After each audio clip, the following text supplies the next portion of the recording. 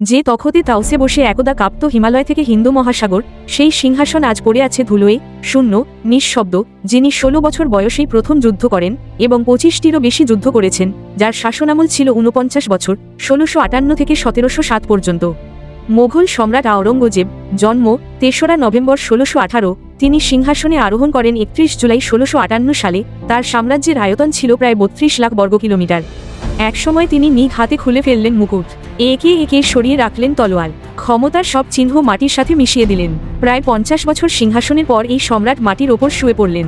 কোনো সোনার পালঙ্ক নয়, মসলিনের চাদর নয়, শুধু একটি সাদা কাপড় আর ধুলির সজ্জা। সেই শক্ত হাত কাঁপছে, গাল বেয়ে গড়িয়ে পড়ছে এক ফোঁটা পানি।